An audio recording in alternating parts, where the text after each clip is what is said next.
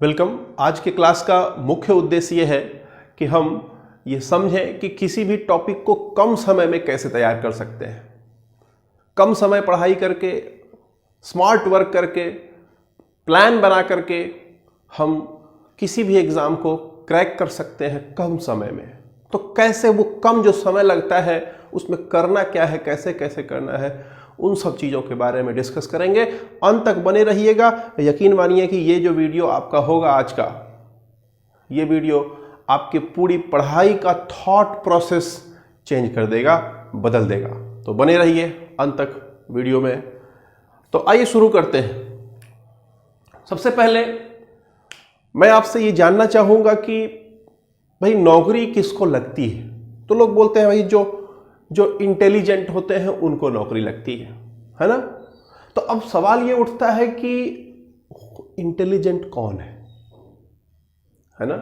Intelligent कौन है, ये सबसे पहला सवाल उठ के खड़ा होता है। क्या वो इंसान इंटेलिजेंट है जो सबसे ज्यादा नंबर लेके आता है, या वो इंसान इंटेलिजेंट है जिसको सब कुछ आता है? ये दो बेहद इंपॉर्टेंट क्वेश्चन है जिसका आंसर जब आप समझ जाओगे तो ऑटोमेटिकली आपको काफी चीजें क्लियर हो जाएंगी। इसको शुरू करने से पहले, इसके जवाब से पहले आप खुद जवाब दे सकते हो अपने आप को, और उसके बाद देखना कि आपका जवाब क्या है, सही है कि गलत है। ध्यान दीजिएगा, जवाब इसका क्या होगा उससे पहले यह जानना आवश्यक है कि इंटेलिजेंट बनने का प्रोसेस क्या होता है। देखिए, सबसे इंपॉर्टेंट चीज होती है समय। यहां पर कोई भी, मान लेते हैं कि एक डॉक्टर है, वो डॉक्टर इंटेलिजेंट होगा, वो डॉक्टर इंटेलिजेंट होगा मेडिकल के फील्ड में। एक इंजीनियर इंटेलिजेंट होगा मेडिकल के फील्ड में। क्लियर है? अगर उसी इंजीनियर को आप हॉस्पिटल में डाल दें तो हो सकता है कि वह वहां का सबसे बेवकूफ इंसान हो। कहने का मतलब है कि कोई भी इंसान इंटेलिजेंट तब बनता है जब वह उस पर समय देता है। समय सबसे इंपॉर्टेंट चीज है। आज देखिए, आपके पास ये लॉकडाउन की स्थिति में पर्याप्त समय है ना। और अगर मैं ये कहूं कि आपको कुछ ज्यादा ही समय मिल गया है तो ये गलत नहीं होगा। और जब कोई चीज कुछ ज्यादा ही मिल जाती है तो उसका सदुपयोग होने के बजाय दुरुपयोग होने लगता है। आज वही स्थिति खड़ी है। ये जो लॉकडाउन की स्थिति है, आपको लग रहा है कि पढ़ाई इसमें क्या होगी, कैसे होगी, कुछ भी आप जो है उसका सही सदुपयोग नहीं कर पा रहे हो, और आप चाहते भी हो कि आपको नौकरी लग जाए। देखिए, जब तक आप सही सदुपयोग नहीं करेंगे समय का, तब तक आपको नौकरी नहीं लग सकती।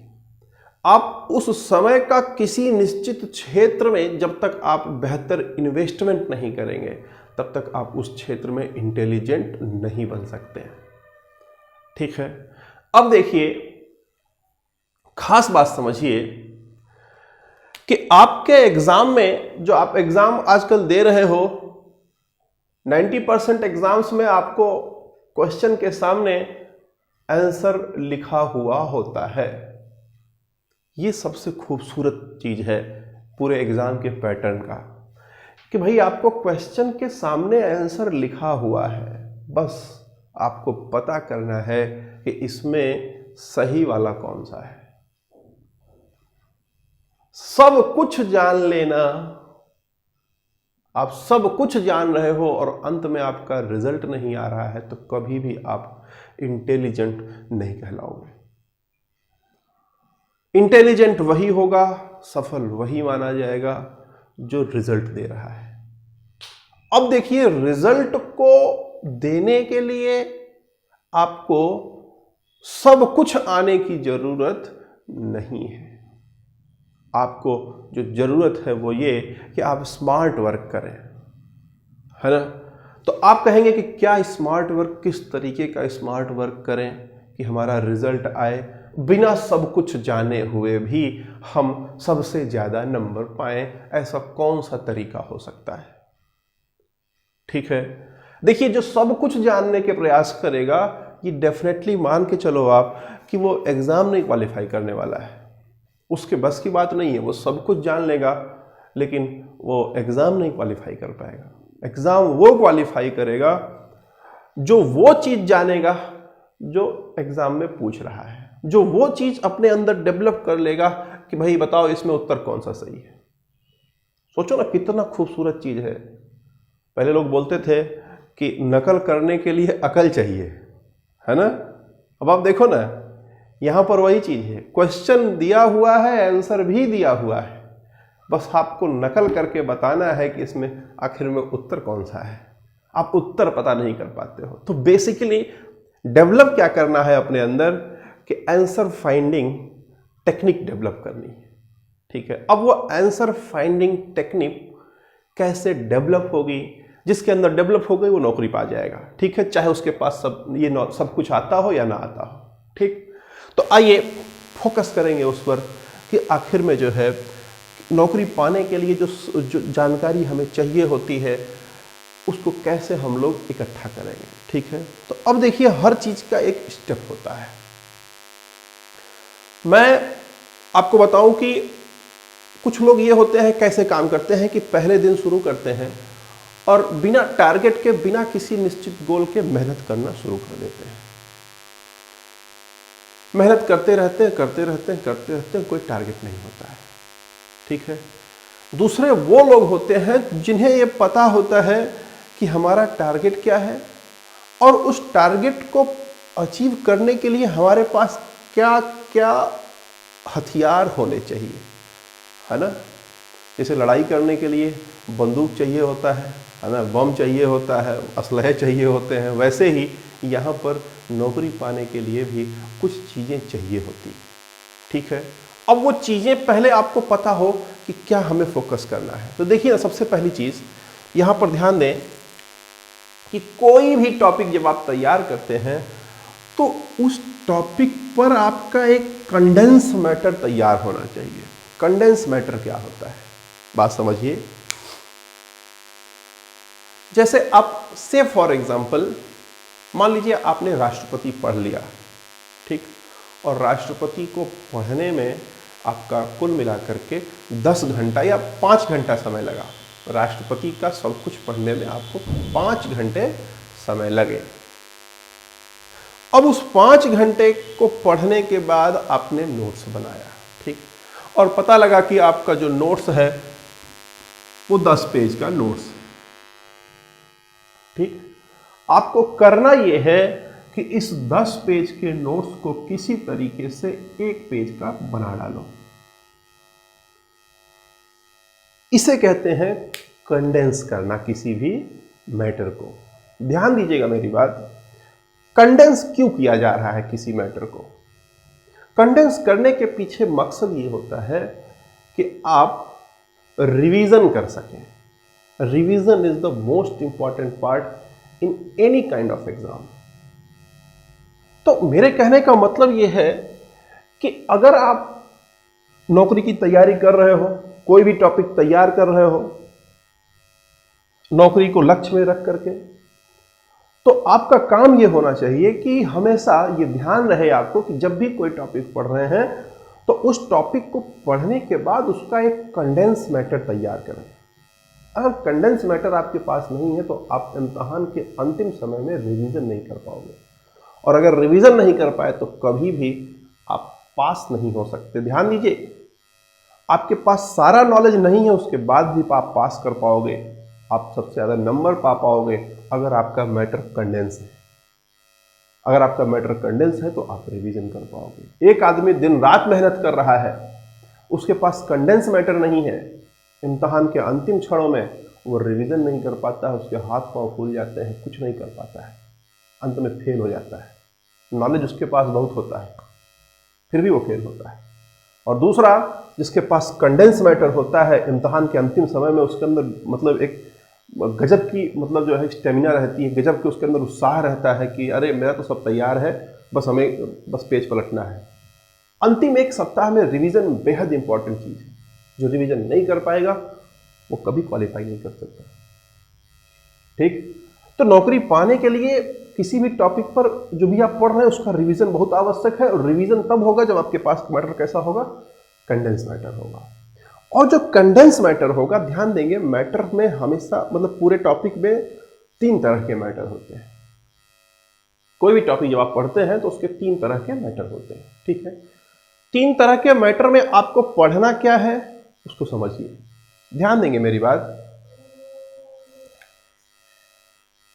अगर मान लेते हैं कि ये एक मैटर है, जो आप देख रहे हैं ये एक मैटर है, तो देखिए ये घर का, ये देखिए ये एक सतह होता है, इसे सतह कहते हैं। ठीक है, ये कोई चीज है तो इसको सतह कहते हैं।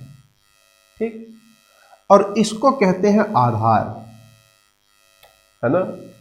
और ध्यान देंगे इसके अंदर की जो चीजें हैं, जो एक एक पॉइंट है, उसको कहते हैं कि डीप नॉलेज। ध्यान देंगे मेरी बात, लोग यहां पर कंफ्यूज रहते हैं। लोग डीप नॉलेज के चक्कर में परेशान रहते हैं। कैसे नॉलेज के चक्कर में? डीप नॉलेज के चक्कर में, यानी कि ऐसा नॉलेज वो एक्वायर करना चाहते हैं जो कहीं पर ना हो, किसी के पास ना हो। डीप नॉलेज एकदम उसमें घुस करके पढ़ना चाहते हैं, मतलब कि एक एक बिंदु जान लेना चाहते हैं, जो आपके इम्तहान में आपको पास कराने में सहायक नहीं होगा, बस आपका टाइम लगेगा आपका। होना क्या है, एग्जाम में आता क्या है, ध्यान दीजिए। देखिए ये जो आधारभूत है ना, ये जो बेसिक नॉलेज है, ये बेसिक क्वेश्चन पूछता है, और कुछ क्वेश्चन सतही क्वेश्चन होते हैं। कुछ क्वेश्चन क्या होते हैं? सतही क्वेश्चन होते हैं। बेसिक क्वेश्चन और ये आधार, मतलब ये जो आधारभूत क्वेश्चन है, और ये फिर जो है आपके सतही नॉलेज, बेसिक मतलब जो बाहरी नॉलेज है किसी टॉपिक का। ये 2 चीजें आपके एग्जाम में पूछता है। डीप नॉलेज कभी भी, ध्यान देंगे मेरी बात, ऐसे एग्जाम्स में जो जनरलिस्ट अप्रोच के होते हैं, IAS, PCS, SSC, bank, railway, इन सब के एग्जाम में कभी भी नहीं पूछता है। डीप नॉलेज पूछेगा किस में पता है? जब आप मैथमेटिक्स के टीचर का एप्लीकेशन डालोगे, फॉर्म डालोगे, तो वहां पर मैथमेटिक्स का डीप नॉलेज पूछेगा। आप प्रोफेसर के लिए जो है फॉर्म फिलअप करोगे किसी सब्जेक्ट के, तो वहां पर आपको डीप नॉलेज पूछेगा। ठीक, यहां आप इन जनरल जो मैं बता रहा हूं, IAS, PCS, SSC, bank, railway, इन सब की बात मैं कर रहा हूं, पुलिस, ग्रुप डी जो भी है, तो वहां पर क्या होता है कि ये आधारभूत क्वेश्चन और ये सतही क्वेश्चन, 2 ही तरह के क्वेश्चन पूछे जाते हैं। तीसरा, ये डीप नॉलेज कभी नहीं पूछता है। अब हमारी बात समझे यहां पर कि ये जो डीप नॉलेज, ये जो आधारभूत ज्ञान है, हम लोग इसको कैसे जो है इस रूप में लेकर के आए कि हमें ये मतलब समझ में आ सके कि पूरे जो है चैप्टर में हमें पढ़ना क्या है। ठीक, तो देखिए आपको सबसे पहले उस टॉपिक के प्रीवियस ईयर क्वेश्चन लगाने चाहिए। ठीक है, प्रीवियस ईयर क्वेश्चन लगाने क्यों चाहिए? आप बोलोगे सर ये तो मैं जानता था पहले से ही। बिल्कुल सही, आप जानते हो, लेकिन इसे लगाना क्यों चाहिए और किस तरीके से लगाना चाहिए, अप्रोच क्या होना चाहिए, आज मैं उसके बारे में चर्चा कर रहा हूं। प्रीवियस ईयर के क्वेश्चन आपको लगाने चाहिए इसलिए कि आपको किसी टॉपिक पर पता चल सके कि मोस्ट इंपॉर्टेंट, किसी चैप्टर में मोस्ट इंपॉर्टेंट पॉइंट्स कौन कौन से हैं। क्लियर है? अब देखिए, जब आप पेपर कोई उठाते हो तो उसको पहले कैटेगराइज करो। कैसे करेंगे उसके बारे में चर्चा करते हैं। पेपर उठाते हो तो उसको क्या करो, कैटेगराइज करो। आप कैटेगराइज करो मतलब आप चैप्टर वाइज डिवाइड कर लो, है ना, टॉपिक वाइज जिसे कहते हैं।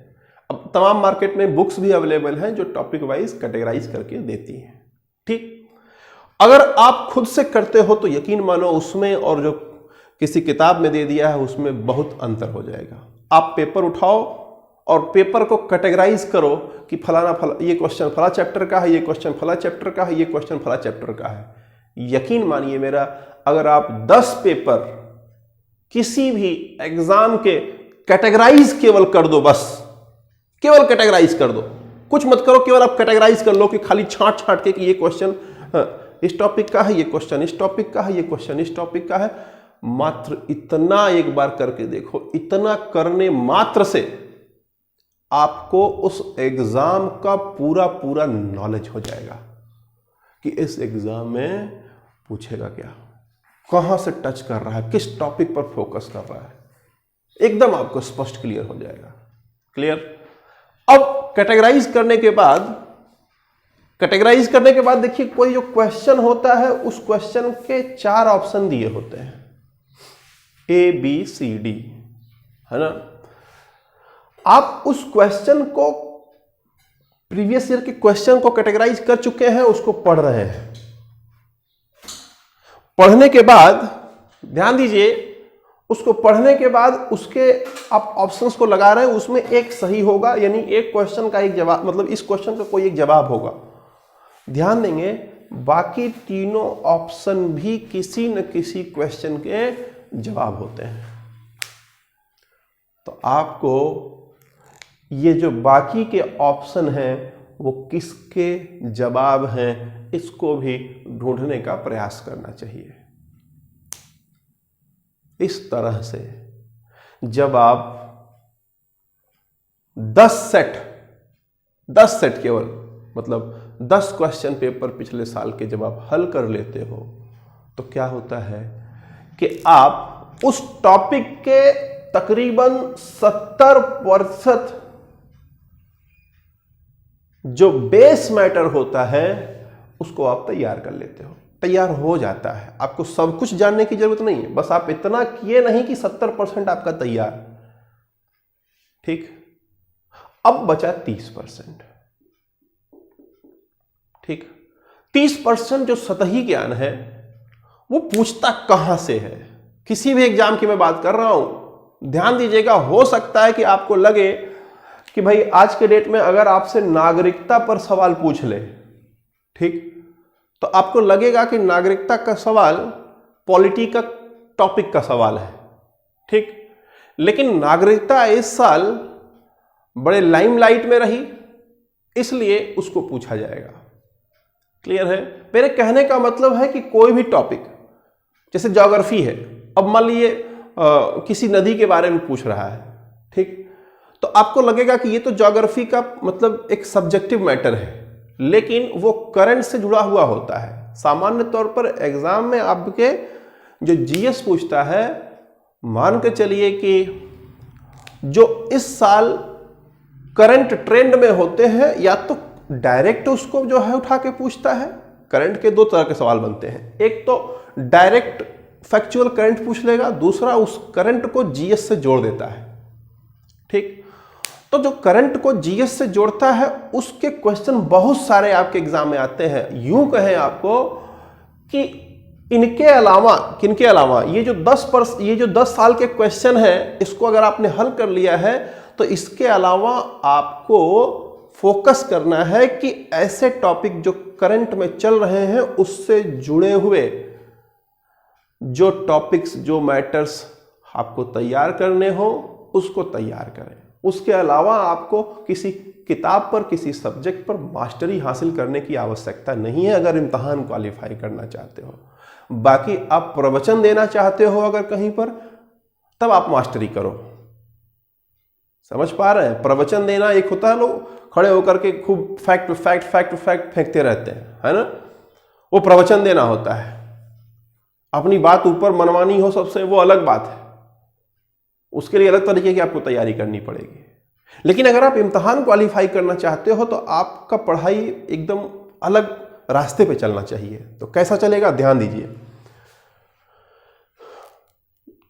देखिए पूरे क्वेश्चन जो आ रहे हैं या तो वो जो 10 साल के पिछले क्वेश्चन हैं उसमें से आएंगे, या फिर जो अभी का करंट अफेयर्स है, करंट ट्रेंड जो है, ठीक, उससे उठा करके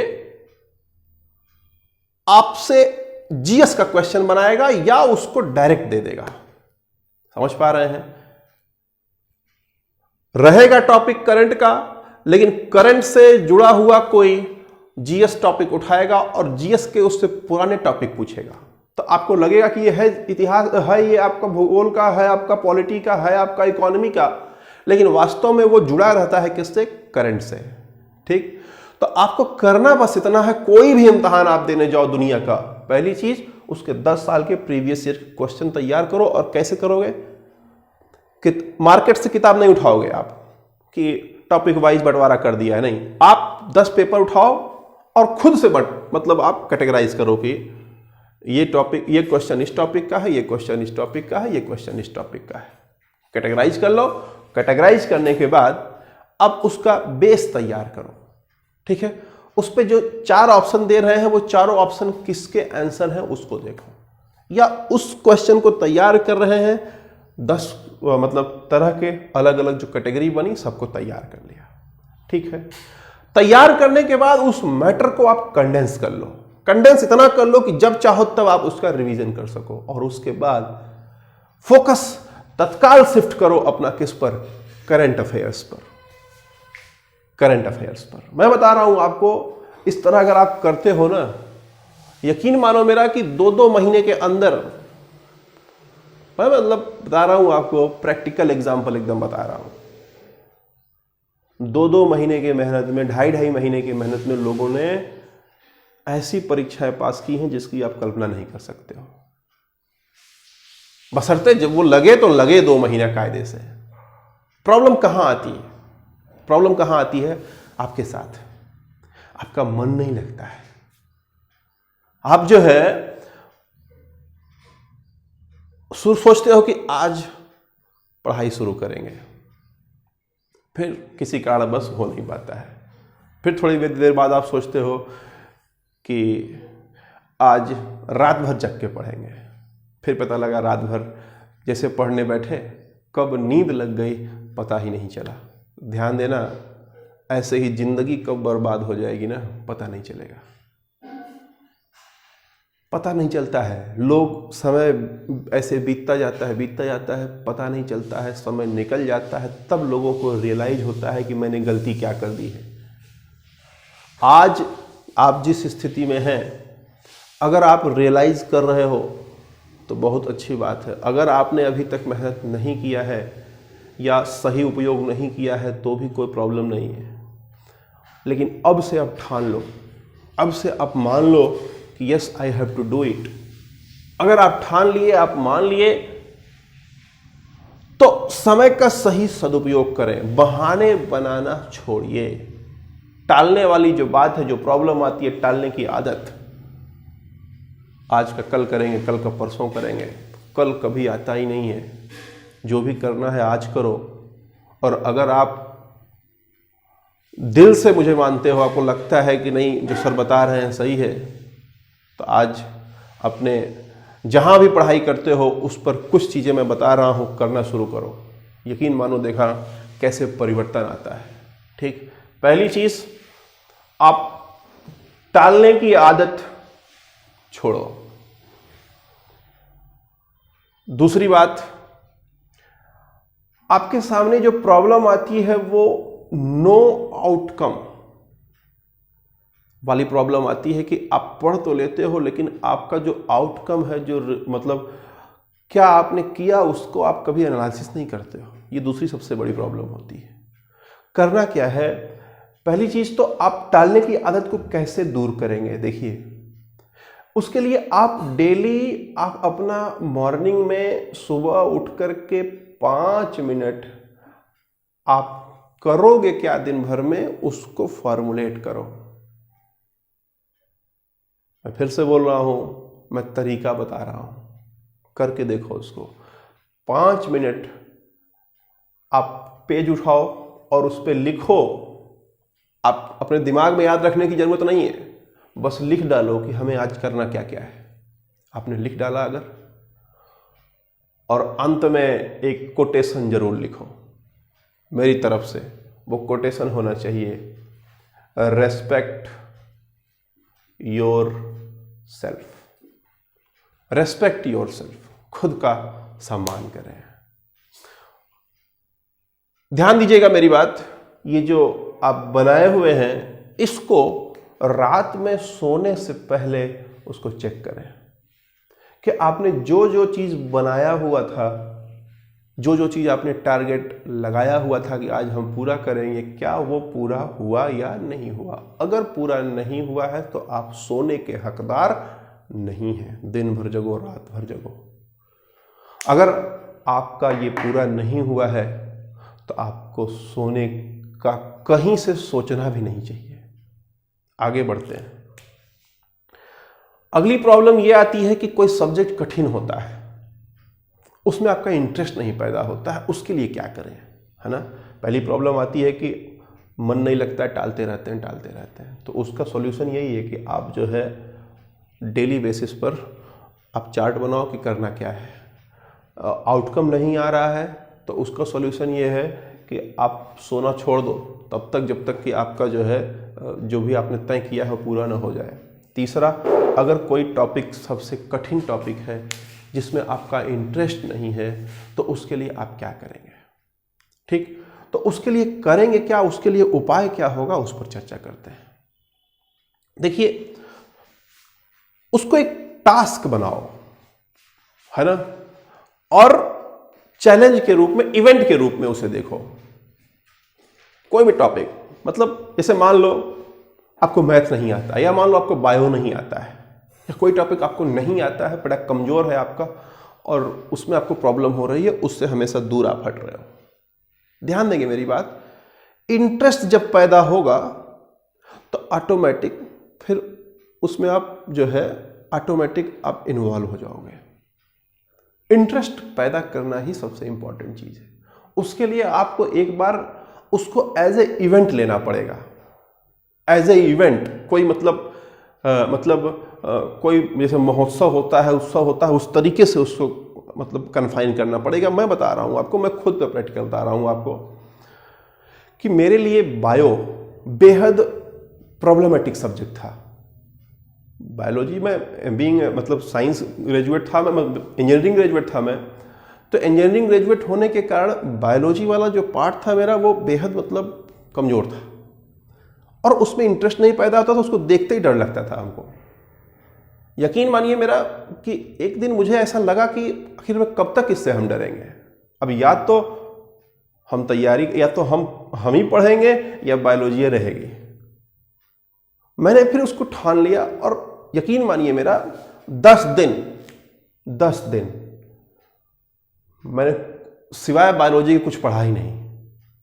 लगातार 10 दिन केवल बायोलॉजी पढ़ना शुरू किया और 10 दिन में सारे पूरे बायो का जो मतलब एग्जाम में हमारे पूछता है उसका जितने क्वेश्चन पिछले आए हुए 10 साल के थे, सारे क्वेश्चन को तैयार करना, उनको कैटेगराइज करना, उनको कंडेंस करना, सारा काम करके 10 दिन में जब मैंने उसको तैयार कर दिया तो उसके बाद मैं देखा कि कोई भी एग्जाम आए तो सबसे पहले मैं बायो का क्वेश्चन ढूंढता था।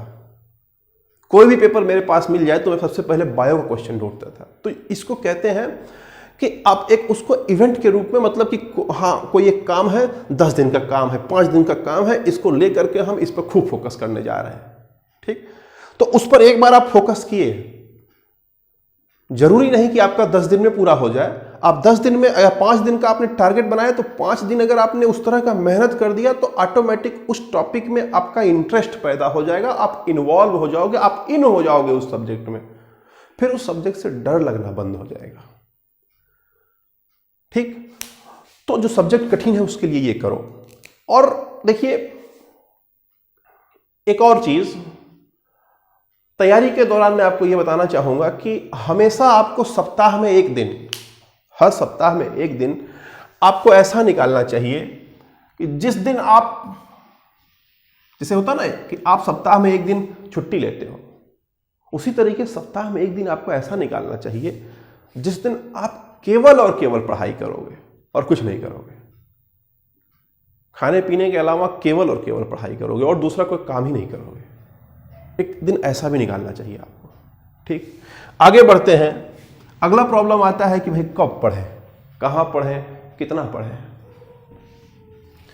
देखिए, कब पढ़ें पर जब चर्चा करते हैं तो मैं आपको बताऊं, सबका अपना अलग अलग बॉडी होता है। कौन किस तरीके से जो है अपनी बॉडी को इवॉल्व किया हुआ है वो मैटर करता है। लेकिन जो सबसे इंपॉर्टेंट चीज है वो ये कि सूर्य आपके पृथ्वी पर ऊर्जा का एकमात्र प्रमुख स्रोत है। सूर्य के उदय और अस्त होने तक, ठीक, या उदय होने से 2 घंटे पहले और अस्त होने के 2 घंटे बाद तक ही आपका जो ब्रेन है वो बेहद एक्टिव रहता है। ये 2 घंटे पहले 2 घंटे बाद के पीछे क्या कहानी है बताएंगे कभी। तो उदय होने के 2 घंटे पहले और 2 घंटे बाद तक, मतलब अगर 6 बजे उदय हो रहा है तो 4 बजे, और शाम को 7 बजे अस्त हो रहा है तो शाम को 9 बजे, बस मतलब सुबह 4 बजे से लेकर शाम 9 बजे तक। इतने टाइम तक आपका दिमाग तुलनात्मक रूप से ज़्यादा एक्टिव रहता है इसके अदर वाले पार्ट से। यानी रात में 9 बजे से सुबह 9 बजे तक आपका दिमाग का जो क्षमता होगी कम होगी तुलना में इस टाइम के। तो आप प्रयास ये करें कि ऐसे टाइम पर पढ़ें, ठीक है। अब अगला सवाल ये उठता है कहाँ पढ़ें। ध्यान दीजिए, पढ़ाई करने का माहौल जो होता है वो आपको डेवलप करना पड़ेगा, ठीक। पढ़ाई हमेशा आपको, अगर कोई चीज़ पर मास्टरी, मतलब कोई चीज़ पर अगर आपको कुछ अलग डेवलप करना है तो वो डेवलप करने के लिए आपको एकांत जगह चाहिए होता है। तो प्रयास ये रहे कि आप पढ़ाई जब करें तो दूर दराज अकेले बैठ के कहीं पढ़ाई करें, ठीक। और कितना पढ़ें इसका कोई जवाब नहीं है। आप हमेशा फोकस करो आउटकम पर, घंटे पर नहीं कि हम आज घंटा पढ़ेंगे, 10 घंटा पढ़ेंगे, 15 घंटा पढ़ेंगे, नहीं। आप फोकस करो कि कितना हम आउटकम देंगे, ठीक है। आप तय करो कि आज हम ये चीज़ पढ़ेंगे, पॉलिटी पढ़ेंगे, या पॉलिटी में आज हम जो है राष्ट्रपति पढ़ लेंगे, इकोनॉमी में आज हम बैंकिंग पढ़ लेंगे, और हिस्ट्री में आज हम डिक्लाइन ऑफ मुगल पढ़ लेंगे। तो इस तरीके से आप उसको सेगमेंटाइज करो कि हम टॉपिक वाइज पढ़ेंगे, ठीक है। या आज हम जा रहे हैं, पहला घंटा बैठेंगे तो हम पिछले 5 साल के, 10 साल के क्वेश्चन को या पिछले 1 साल के क्वेश्चन को हम कैटेगराइज करेंगे कि भाई इस साल के क्वेश्चन में कौन सा क्वेश्चन किस टॉपिक से आया है। तो वो आपका आउटकम होगा, वो भी पढ़ाई का एक पार्ट है, वो आपका आउटकम है, ठीक है। तो आप हमेशा फोकस रहेंगे कितना पढ़ने वाले पर, कि हमेशा आप फोकस करिए आउटकम पर, ठीक। अब आगे बढ़ते हैं। अब आगे बढ़ते हुए कि जो मुझे लगता है कि आज के डेट में भारत में जितने भी एग्जाम हो रहे हैं, है ना, वो सारे के सारे एग्जाम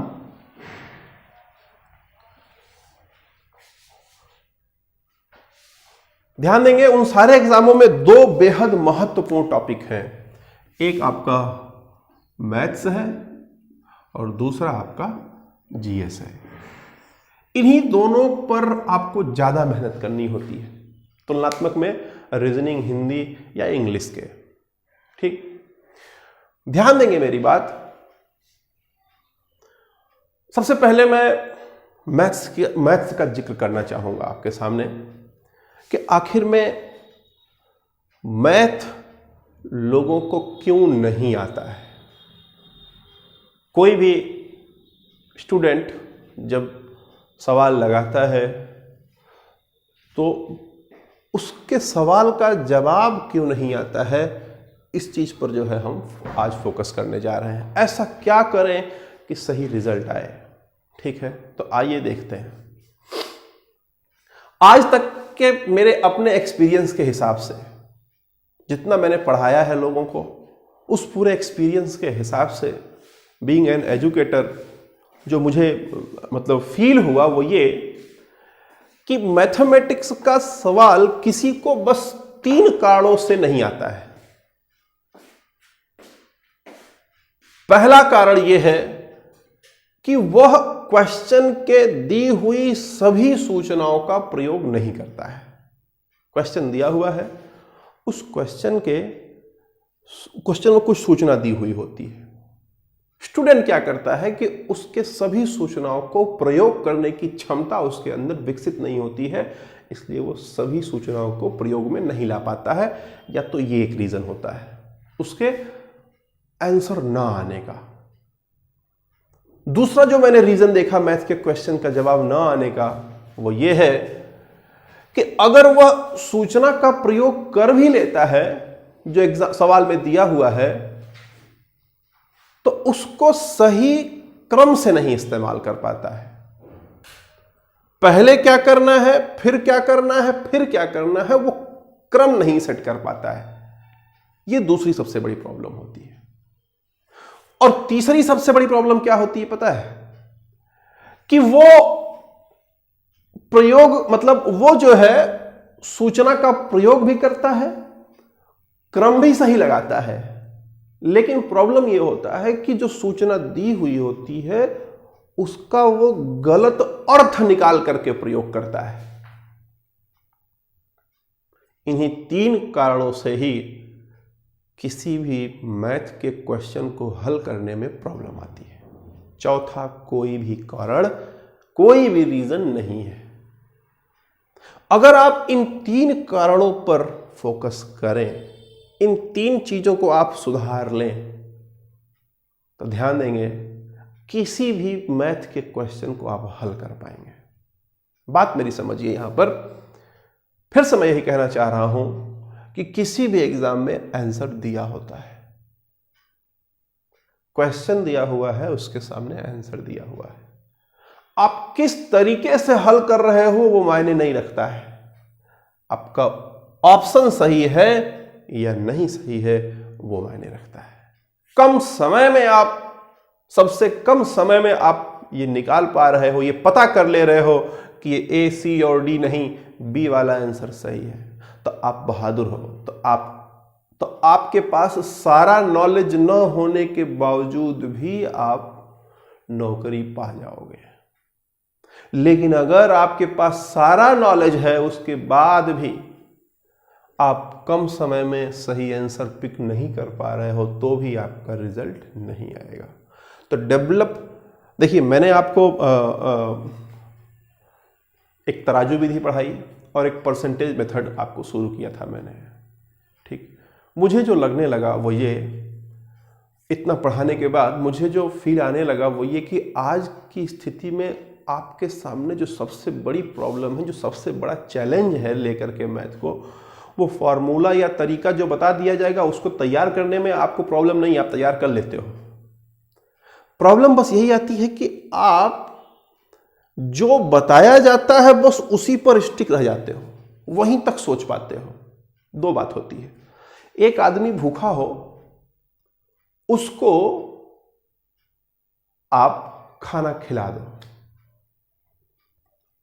एक तरीका यह है।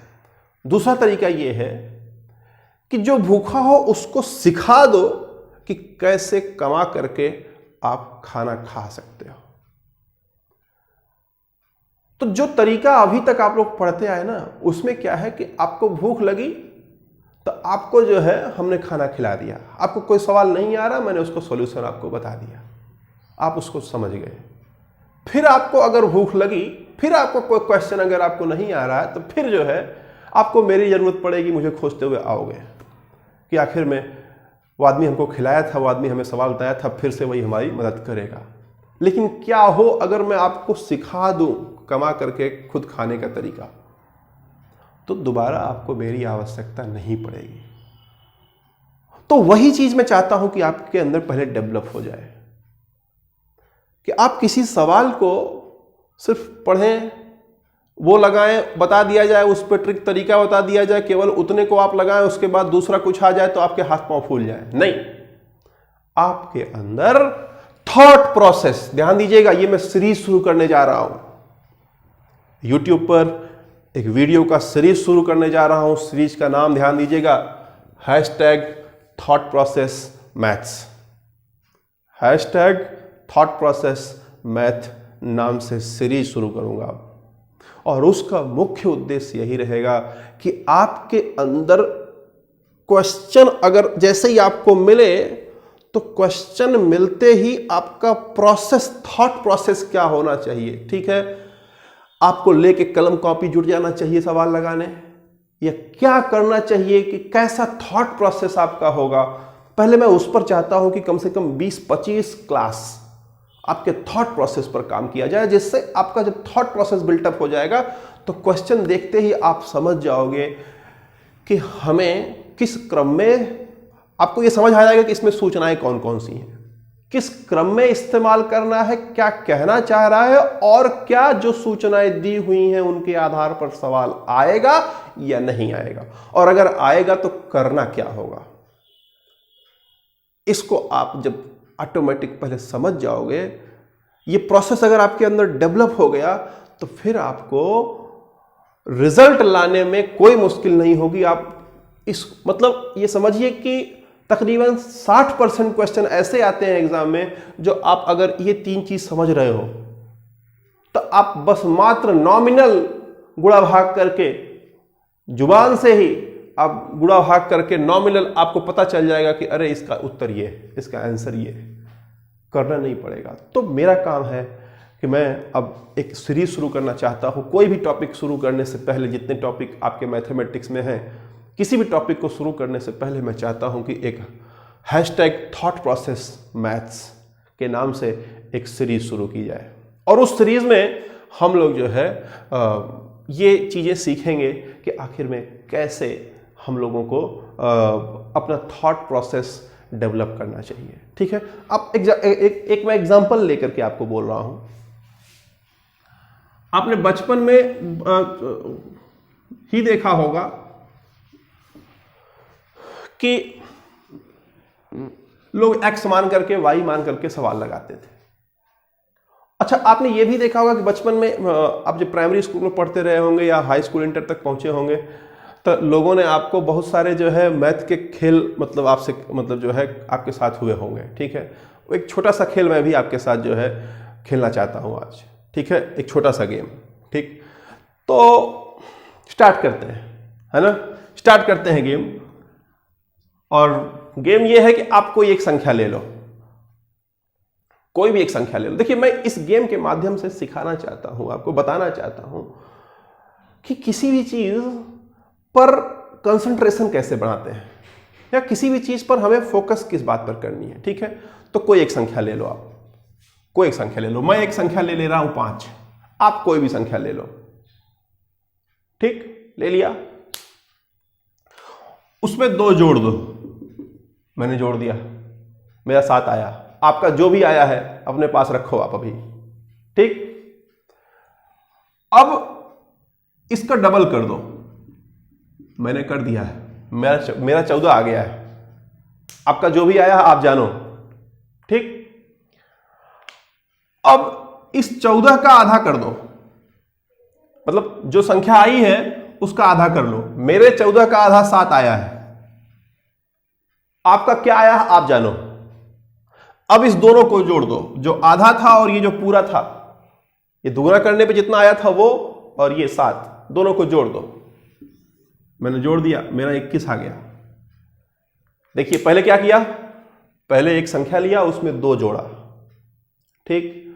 उसके बाद उसका दुगना किया, दुगना करने पर जितना आया उसका आधा कर दीजिए और दोनों को जोड़ दीजिए। 14 का आधा 7 आया, दोनों को जोड़ दिया 21 आ गया।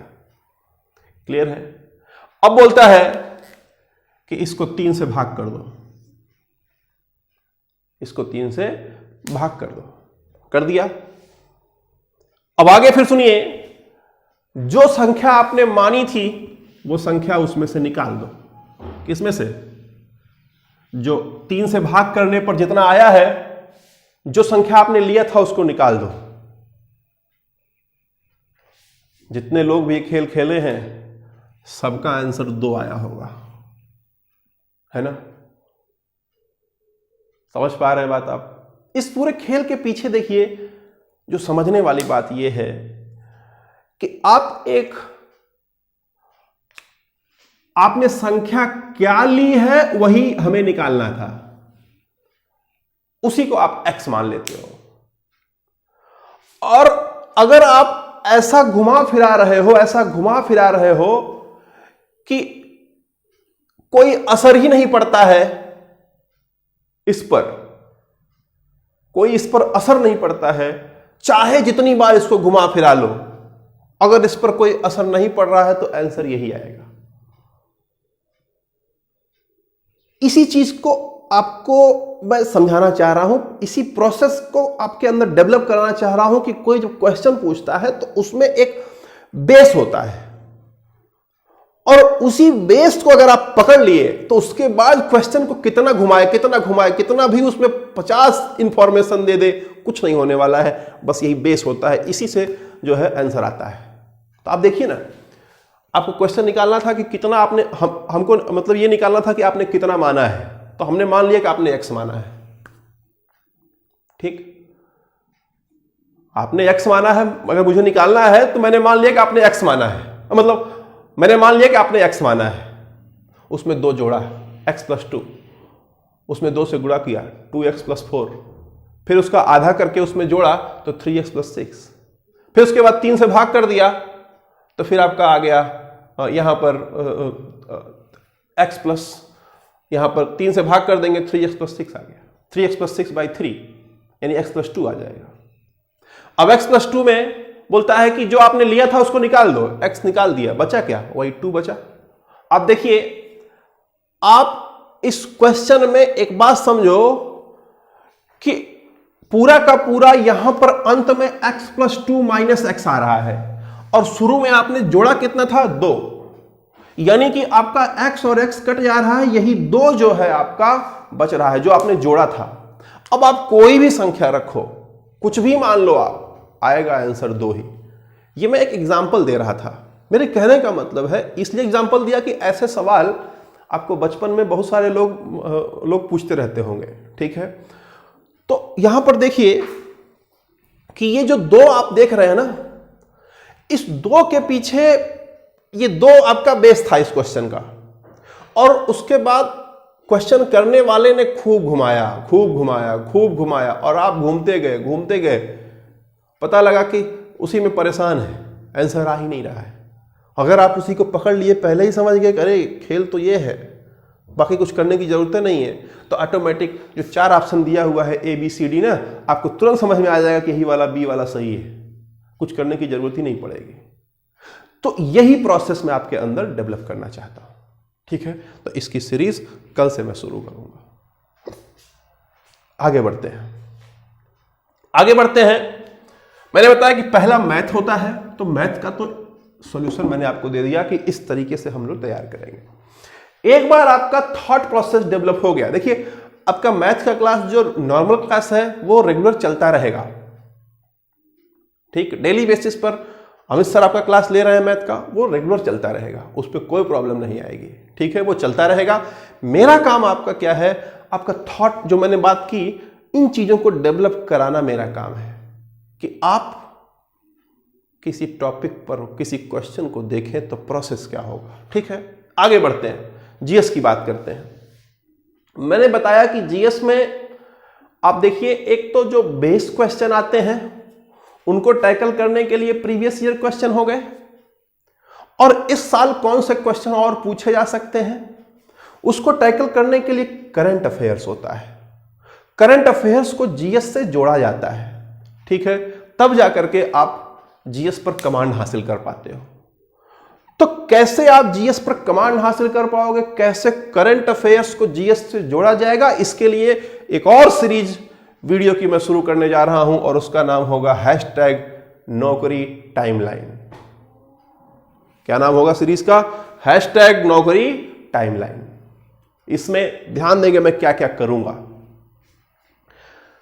पहली चीज, पर डे का मतलब, अगर आज 7 मई है तो आज सुबह 6 मई का आपको सब कुछ मिल जाएगा। मतलब हर डे का, पर डे का आपको जो है 10 प्रश्न मिलेगा। ठीक है, वो जो 10 प्रश्न आपको हम देंगे, इसमें होगा क्या क्या, देखिए इस 10 प्रश्न ऐसे होंगे जो बेहद इंपॉर्टेंट होंगे करंट के सिनारियो से, पूरे आज के डेट में। ठीक, और उन 10 प्रश्न का एक्सप्लेनेशन मैं आपको दूंगा। ध्यान देंगे, जो एक्सप्लेनेशन होगा वो ऐसा होगा कि कौन कौन से क्वेश्चन और एग्जाम में इस टॉपिक से पूछे जा सकते हैं। ठीक है, और साथ में कैसे ये करंट वाला टॉपिक जीएस के किस टॉपिक से जुड़ रहा है और वहां से कैसे क्वेश्चन बन सकते हैं, उसको हम आपको देंगे डेली बेसिस पर 10 प्रश्न। ठीक है, प्रश्न होंगे 10 हर डे पर दिन का 10 प्रश्न होगा, उनका एक्सप्लेनेशन होगा। एक्सप्लेनेशन का बेस जो होगा वो कुछ ऐसा होगा कि कौन कौन से क्वेश्चन उसके अलावा बन सकते हैं उसको देंगे, और उसके अलावा जो है कैसे वो करंट जीएस के साथ जुड़ता है उसको भी सारे क्वेश्चन मैं आपको दूंगा। इसके अलावा क्वेश्चन आंसर का मैं आपको पीडीएफ दे दूंगा। जो क्वेश्चन मैं कराऊंगा उसका जो सॉल्यूशन होगा उसका मैं आपको पीडीएफ दे दूंगा। ठीक है, और इसके अलावा ध्यान दीजिए, एक और चीज जो मैं करूंगा, स्मार्ट तरीका जो सबसे होगा कि वो कोई प्रश्न, जो कोई टॉपिक है उसका जो भी प्रश्न आपको दिया जाएगा उस पर मैं एक ऑडियो क्लिप बना दूंगा। ठीक, तो ऑडियो क्लिप बना दूंगा, तो वो ऑडियो क्लिप आप कहीं पर भी है, कैसी भी स्थिति में है, सुन करके उसको तैयार कर सकते हैं। तो देखिए, एक चीज तो ये होगा कि आपको प्रश्न दिए जाएंगे और प्रश्न का एक्सप्लेनेशन होगा। एक्सप्लेनेशन का तरीका बेहद गजब होगा। और ध्यान देंगे, मैं जो 10 प्रश्न आपको दूंगा उसका मैं सोर्स भी आपको दूंगा, मतलब कि वो प्रश्न बने कहां से हैं उसको भी मैं आपको दूंगा। ध्यान दीजिएगा, सोर्स मैं आपको दूंगा। ठीक, अच्छा, अब देखिए, सामान्य तौर पर परीक्षार्थी जो हिंदी मीडियम के हैं, जो भी है, वो क्या प्रॉब्लम फेस कर रहे हैं, वो हिंदुस्तान अखबार, दैनिक जागरण अखबार, ये सारे अखबार पढ़ करके ऐसी ऐसी चीजें पढ़ लेते हैं ना जिसका कोई यूज होता ही नहीं एग्जाम में। ध्यान दीजिए, मेरा जो सोर्स होगा वो कौन कौन सा सोर्स होगा, और मैं सोर्स आपको डेली दे दूंगा। मतलब जो भी क्वेश्चन मैं कराऊंगा उस क्वेश्चन के सोर्स में आपको दे दूंगा कि कहां से मैंने उठाया हुआ। आप लिंक क्लिक करोगे, आपको वो मिल जाएगा, पूरा का पूरा और डिटेल में मिल जाएगा। ठीक, तो देखिए, एक होता है पीआईबी। पीआईबी क्या होता है आप जान जाओगे जब आप करंट अफेयर्स पढ़ोगे तो। ठीक, जो प्रेस इंफॉर्मेशन भारत सरकार रिलीज करती है, ऑथेंटिकेशन न्यूज एकदम, उसको हम आपको वहां से क्वेश्चन उठाएंगे, वो टॉपिक वहां से उठाएंगे। फिर उसके बाद news on AIR, all India radio से जो न्यूज आते हैं उनको मैं आपको दूंगा। ठीक, उसके बाद आप देखिए इंडियन एक्सप्रेस जो है उससे मैं न्यूज दूंगा आपको, और द हिंदू न्यूज़पेपर होता है, इसका न्यूज में दूंगा आपको। ठीक है, इसके अलावा ये जो दैनिक जागरण, अमर उजाला और फलाने ढिमकाने हैं, इन सबको भी मैं इन्वॉल्व करूंगा। ठीक है, लेकिन जो देखिए, आप ये समझिए बात को, आपने ये देखा होगा बार बार कि इंग्लिश मीडियम के बच्चे जो है काफी सफल हो जाते हैं। क्यों होते हैं? क्योंकि उनके पास सॉलिड मैटर होता है। यहां से मैं क्या करूंगा कि आपको इसका मैटर उठा करके हिंदी में कन्वर्ट करके इस रूप में दूंगा कि आपको बेहतर जो है समझ में आएगा, और आप खुद इसको जो है मैं लिंक दे दूंगा, तो लिंक से भी जाकर के आप उसको एक्सेस कर सकते हैं। ठीक है, तो इन तरीके से जो है मैं आपको चीजों को बेहतर करने का प्रयास करूंगा। ध्यान देंगे, ये जो आपका क्वेश्चन आंसर का पीडीएफ होगा और ये जो ऑडियो क्लिप होगा, ये आपको हम व्हाट्सएप नंबर पर देंगे। ठीक है, ये देखिए व्हाट्सएप नंबर है 9415583584। अगर आप जुड़ना चाहते हैं तो इस नंबर पर आप हमें व्हाट्सएप करें। इस नंबर पर आप व्हाट्सएप करेंगे तो हम आपको जो है क्वेश्चन आंसर, मतलब कुछ लोग हमारे ग्रुप में पहले से भी हैं, तो जो लोग पहले से ग्रुप में हैं उन लोगों को ऑटोमेटिकली मैं ये दूंगा। जो लोग नहीं हैं ग्रुप में ज्वाइन, वो नंबर दे सकते हैं कमेंट बॉक्स में, तो मैं उनको ये चीजें जो है देता रहूंगा। अब देखिए कब क्या होगा उस पर चर्चा कर लेते हैं। ध्यान दीजिएगा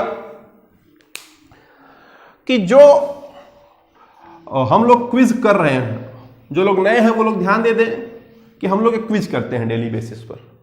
क्विज रात में 9 बजे शुरू करते थे, टाइम बदल रहे हैं। टाइम इसलिए बदल रहे हैं क्योंकि उसका जो आउटपुट है वो हमें सही नहीं लग रहा है आपका।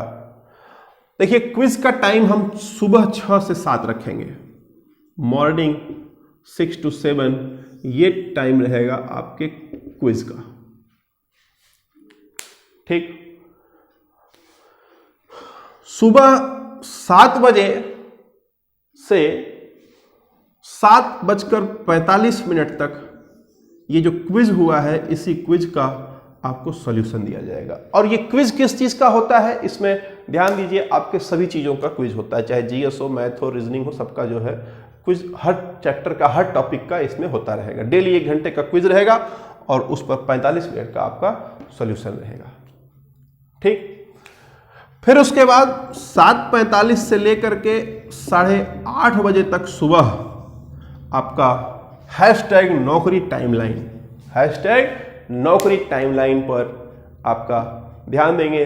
ये मैटर चलेगा पूरा करंट अफेयर्स का 45 मिनट का, जिसमें हम आपको ये पूरा 10 क्वेश्चन, उसका एक्सप्लेनेशन, उस पर कितने तरीके के सवाल बन सकते हैं, फिर उसका PDF भी आपको दूंगा, ऑडियो भी दूंगा, उसके सोर्स भी आपको दूंगा, ये सारी चीजें।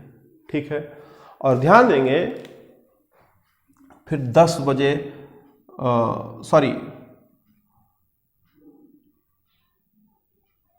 फिर देखिए शाम को 5 बजे 5 PM, ये शाम को 5 बजे आपका #थॉट प्रोसेस पर आपका क्लास चलेगा। ठीक है, #थॉट प्रोसेस पर शाम को 5 बजे मैं आपको एक वीडियो बना के दूंगा, जिसमें आपको मैथ पर कैसे फोकस करें, कैसे डेवलप करें, उस पर जो है मतलब एक वीडियो रहेगा। ठीक है, और शाम को 7 बजे एक वीडियो आपको जो रेगुलर मिलता है वो मिलता रहेगा।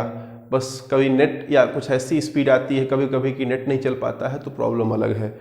शाम को 7 बजे आपको हम ये जो आपका बेसिक क्लास है, जिसमें बेसिक क्लास में बेसिक क्लास में पॉलिटी, इकोनॉमी, ज्योग्राफी, साइंस, ये सब जो चलता है वो चलता रहेगा।